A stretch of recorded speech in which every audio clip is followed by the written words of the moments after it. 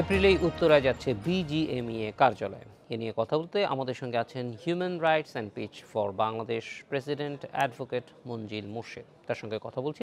Advocate Manzill Morshed, আগামী 12ই April শেষ হচ্ছে সর্বোচ্চ আদালতের বেঁধে দেওয়ার সময়। এই সময়ের মধ্যেই বিজিএমইএ ভবন থেকে সরে যাওয়ার কথা বিজিএমইএরও প্রস্তুতি নিচ্ছেন অন্যত্র চলে যাওয়ার। ফলে এখন আসলে নিশ্চয়ই আপনারা সবসময় এই বিষয়টার উপরে নজর রাখছেন যে আদালতের রায় বাস্তবায়ন হচ্ছে কিনা। এই এই এই পরিস্থিতিতে 12 এপ্রিলের মধ্যে সরিয়ে ফেলার বাধ্যবাধকতা যাতে পালন করা হয়, সেই জন্য বিজিএমইএর কি করণীয় আছে?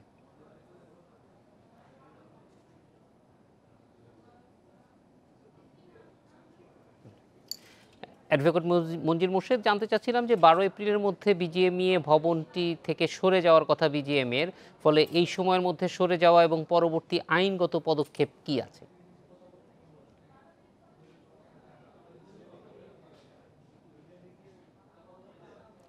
মনজির মোর্শেদ, আমার মনে হয় যে যান্ত্রিক গোলযোগ হচ্ছে। আপনার কাছে আরেকবার একটু জানতে চাই যে আমরা জানতে চাচ্ছিলাম 12ই এপ্রিলের মধ্যে বিজিএমইএ ভবনটি ভেঙে ফেলার নির্দেশনা আছে আদালতের। ফলে এই অবস্থায় আর 25 দিন সময় আছে। বিজিএমইএ নিশ্চয়ই এর মধ্যে সরে যাবে। সরে না গেলে আইনগত প্রক্রিয়া কি হবে? ধন্যবাদ আপনাকে। দেখুন, আমাদের সবচেয়ে একটি খুব গুরুত্বপূর্ণ বিষয় যে একটি শক্তিশালী সংগঠনের যে একটি ভবন, বিজিএমই ভবন, যেটি ভেঙে ফেলার জন্য 2016 সালে আপিল বিভাগের আপিল নামঞ্জুর হওয়ার প্রেক্ষিতে চূড়ান্ত আদেশ হয়েছিল এবং তারপরে একটি রিভিউ পিটিশন ফাইল করার পরে মার্চের 2017 সালে ওই রিভিউ পিটিশনটাও নামঞ্জুর করা হয়েছিল। এরপরে বিজিএমইর পক্ষ থেকে একাধিকবার সময় চাওয়া হয়েছে এবং সর্বশেষ গত 1 এপ্রিল যখন আপিল বিভাগের শুনানিতে এসেছিলেন, তখন আপিল বিভাগ বিজিএমইকে বলেছিলেন, আপনারা যদি সময় চান সময়টা দেওয়া হবে, তবে আপনাদেরকে আন্ডারটেকিং দিতে হবে যে ওই সময়ের পরে আপনারা সময় চাইবেন না এবং আপনারা সরে যাবেন। এবং সেই প্রেক্ষিতে 2 এপ্রিল 2018 সালে বিজিএমই একটি আন্ডারটেকিং আদালতে জমা দিয়েছিল এবং সেই আন্ডারটেকিংয়ের মধ্যে 300 টাকার স্টাম্পে তারা বলেছে যে বিজিএমইর বোর্ড অব ডাইরেক্টরসের মিটিংয়ের সিদ্ধান্ত হয়েছে যে আদালতের নির্দেশনা তারা এই 12 এপ্রিল 2019 সালে যখন চলে যাবেন, এরপরে আর তারা সময় চাইবেন না এবং আদালতের আদেশ বাস্তবায়ন করবেন।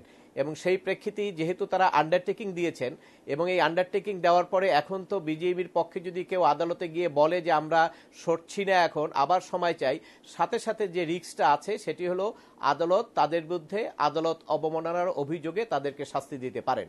এবং সেটি যদি আদালত স্বেচ্ছায় নাও করেন, বাংলাদেশের যে কোনো নাগরিক একটি আবেদন দাখিল করে সেক্ষেত্রে যারা আন্ডারটেকিং দিয়েছিলেন সেই আন্ডারটেকিং যারা দেন তাদের উপরে আদালতের আদেশ অমান্য করার কারণে তাদের অভিযুক্ত করে নির্দেশনা চাইতে পারেন।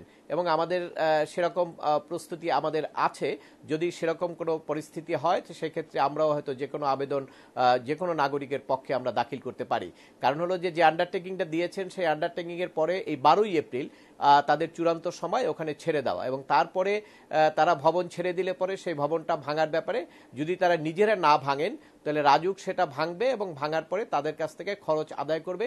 এটিই ছিল আমাদের জাজমেন্ট সুপ্রিম কোর্টের। অ্যাডভোকেট মনজির মোর্শেদ, আমরা দেখতে পাচ্ছি যে ইতিমধ্যে সরকার তাদেরকে একটা বিকল্প জায়গা দিয়েছে এবং সেই জায়গায় তাদের ভবন নির্মাণও অনেক দূর এগিয়ে গেছে। ফলে আমরা আশা করতে পারি যে এই দফায় আদালতের কাছে যেহেতু তারা মুচলেকা দিয়েছেন, ফলে এই বিষয়টি বাস্তবায়ন হবে। অ্যাডভোকেট মনজির মোর্শেদ, একটু জানতে চাই যে যেই প্রক্রিয়ায় এই ভবনটি নির্মাণ করা হয়েছিল এবং এটির আইনগত বৈধতা ছিল না বলে আদালত জানিয়েছে, ফলে এই ভবন ভেঙে ফেলার সঙ্গে একটা বার্তা দেওয়ার ব্যাপার আছে সারা বাংলাদেশের মানুষকেই যে কোনো বেআইনি বিষয়ই আসলে টিকিয়ে রাখা সম্ভব না, আইন শেষ পর্যন্ত এখানে প্রিভেইল করবে। সেই বিষয়টির জন্য আসলে এইটি ভেঙে ফেলা অনেক বেশি জরুরি কিনা?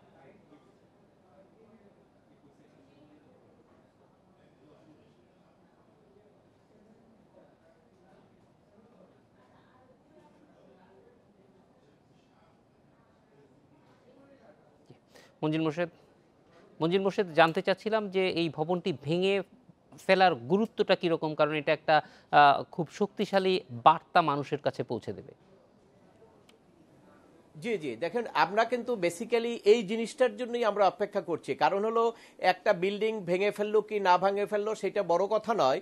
সবচেয়ে বড় কথা হলো যে সর্বোচ্চ আদালত কর্তৃক বাংলাদেশের একটি বড় ধরনের সংগঠন, শক্তিশালী সংগঠন, তাদের ভবনটাও যদি অবৈধ ঘোষণা করা হয়, ভেঙে ফেলার নির্দেশ দেওয়া হয়, সেটাও যে বাংলাদেশে বাস্তবায়িত হয় এবং এই বাস্তবায়নের মাধ্যমে আইনের শাসন প্রতিষ্ঠা করার যে একটা স্পৃহা জনগণের মধ্যে আছে, সেটি মূলত আমরা দেখতে চাচ্ছি যে এটির মাধ্যমে একটা মেসেজ যাবে সকল ক্ষেত্রে। এখানে আপনারা জানেন যে সেই এর আগে র্যাঙ্কস ভবন অনেকদিন আগে, প্রায় 8-9 বছর আগে ভাঙা হয়েছিল, সেখানেও একটা মেসেজ গিয়েছিল, যদিও সেটা কেয়ারটেকার সব গভর্নমেন্ট ছিল।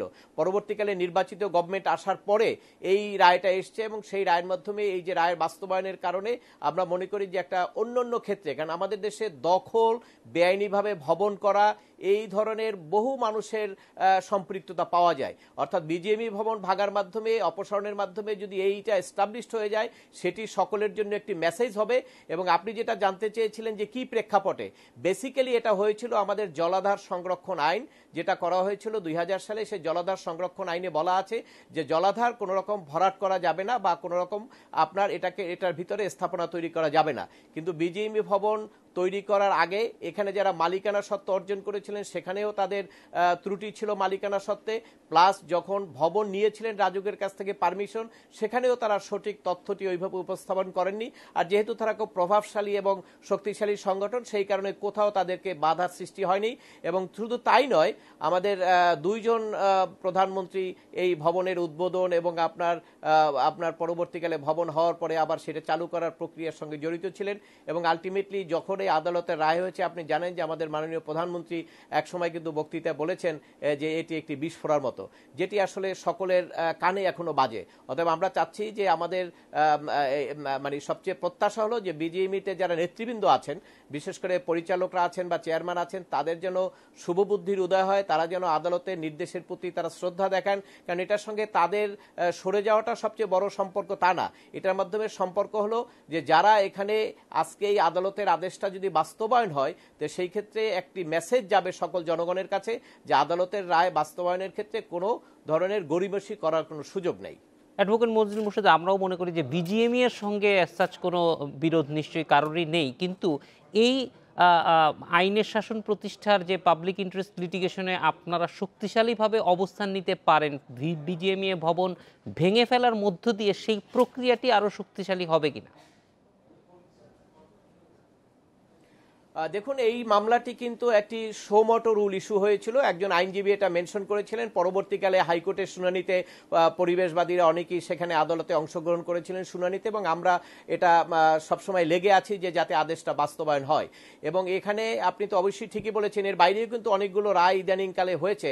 আপনি জানেন যে আপনার আজিমপুর এতিমখানার যে কনকর্টের একটি বিল্ডিং 18 তলা, সেটাও কিন্তু এতিমখানার পক্ষে সুপ্রিম কোর্টের আপিল বিভাগ থেকেই কিন্তু সেটিকে বাজেয়াপ্ত ঘোষণা করেছে এতিমখানার পক্ষে, কারণ অবৈধভাবে সম্পত্তির দলিল করে একটা ভবন তৈরি করা হয়েছিল। এরকম আরো অনেক জায়গায় বিভিন্ন রকম ঘটনা ঘটছে। সেটির ব্যাপারে আমাদের কাছে সবচেয়ে যেটি হবে সেটি হলো যে জনগণের প্রত্যাশা হবে এবং মনোবল বৃদ্ধি পাবে যে কোনো অবৈধ ঘটনা যদি হয়, অবৈধভাবে ভবন নির্মাণ হয় বা দখল হয় সরকারি সম্পত্তি, সেটির ব্যাপারে আদালতে গেলে প্রতিকার পাওয়া যাবে এবং সে আদালতের সিদ্ধান্তটা বাস্তবায়িত হবে। এই ধরনের একটা কনফিডেন্স আমাদের দেশের জনগণের মধ্যে আসবে, এবং যার কারণে আজকে আপনি দেখেন ঢাকার 4 নদী উচ্ছেদের ক্ষেত্রে যেভাবে প্রক্রিয়া চলছে, সেই একই ধরনের প্রক্রিয়া আমরা মনে করি যে কর্ণফুলী নদী সহ অন্যান্য নদী দখলের ক্ষেত্রে বা জলাশয় দখলের ক্ষেত্রে যে কোনো ধরনের প্রতিকূলতা থাকুক না কেন, যে যত বড় শক্তিশালী হোক না কেন, যে যত বড় ব্যবসায়ী হোক না কেন, তারা সকলেই যদি কেউ অন্যায় কিছু করে থাকেন, সেটা আমরা মনে হয় যে সেটা প্রতিকার আমরা আদালতের মধ্যে পাবো। এই কনফিডেন্স আমাদের মধ্যে সৃষ্টি হবে। এবং এই কনফিডেন্সটার ফলে অন্যান্য যে উচ্ছেদ অভিযানগুলি আছে সেইগুলি আরো গতি পাবে এবং যারা দখলদার আছে তাদের ভিতরে এক ধরনের ভীতি সঞ্চার করা সম্ভব হবে কিনা? জি যে সেটি আপনি কারেক্টলি বলেছেন। একটি হলো যে এই অবৈধ দখল উচ্ছেদের প্রক্রিয়াটা কিন্তু বর্তমানে যেভাবে হচ্ছে 5 বছর আগে কিন্তু সেরকম ছিল না। এটার নেচারটা কিন্তু অনেক চেঞ্জ হয়েছে। এখন দেখেন উচ্ছেদ প্রক্রিয়ায় কিন্তু কোনো বাধা আসছে না, এবং বাধা আসলে জানে তারা যে বাধা আসলে কোনো লাভ হবে না।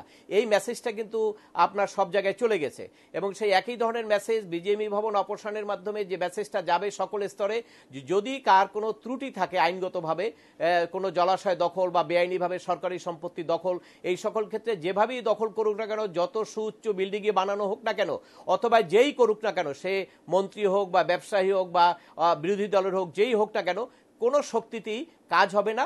ন্যায় বিচারের স্বার্থে আইনত আইনের শাসনের কারণে যে ধরনের বেআইনি কর্মকাণ্ড চালাবে তারা, সেটা অবশ্যই আমরা আদালতের মাধ্যমে সেটি সমাধান করে সরকারি সম্পত্তি হোক বা জলাধার হোক, সেগুলো আমরা উচ্ছেদ করে সেগুলা সঠিক জায়গায় ফিরিয়ে দিতে আমরা সক্ষম হব।